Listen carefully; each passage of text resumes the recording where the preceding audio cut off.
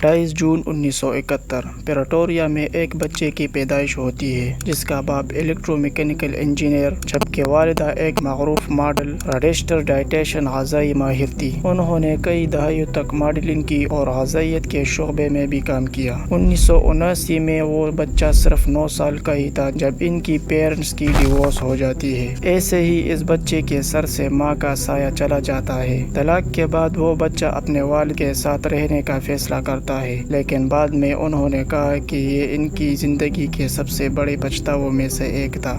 اور یہ کہانی ہے ایلون مسک کی۔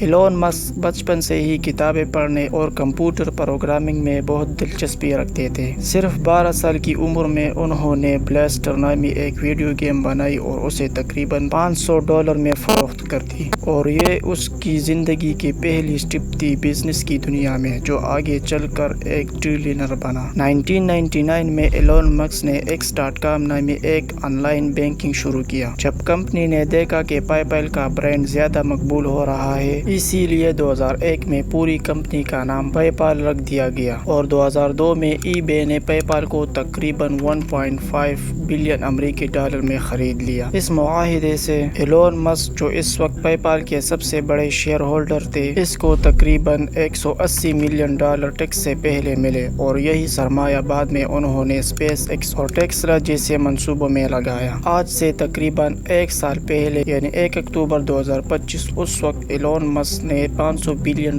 کا ریکارڈ توڑا تھا، لیکن اس سے ٹھیک 1 سال بعد اب وہ ایک ٹریلینر بن چکا ہے۔ لیکن اس کی سب سے بڑی وجہ تھی اس کمپنیوں کے شیئرز کے بے پناہ قیمت میں اضافہ۔ سب سے پہلا ٹیسلا کی شیئرز بڑھی جس سے اس کی دولت میں اربوں ڈالر کا اضافہ ہوا۔ اس کے بعد اسپیس ایکس کی مالیت ریکارڈ سطح تک پہنچ گئی اور 2026 میں کمپنی کی نیٹ ورک تقریباً $2 ٹریلین تک جا پہنچی۔ چونکہ ایلون مسک کے پاس اسپیس ایکس کا بڑا حصہ تھا، اس لیے اس کی نیٹ ورک میں زبردست اضافہ ہوا۔ صرف یہی نہیں بلکہ XAI اور اس کی دیگر کمپنیوں کی بڑھتی ہوئی مالیت نے بھی اس کی دولت کو نئی بلندیوں تک پہنچایا۔ لیکن ایک دلچسپ حقیقت یہ ہے کہ ایلون مسک کے پاس $1 ٹریلین نقد کیش میں موجود نہیں ہے۔ اس کی زیادہ تر دولت کمپنیوں کے شیئر کی شکل میں ہے۔ جب شیئرز کی قیمت بڑھتی ہے تو اس کی نیٹ ورک بھی بڑھ جاتی ہے، اور جب قیمت کم ہوتی ہے تو اس کی دولت بھی کم ہو جاتی ہے، اور اسی طرح 2026 میں ایلون مسک دنیا کا پہلا ٹریلینر بن گیا۔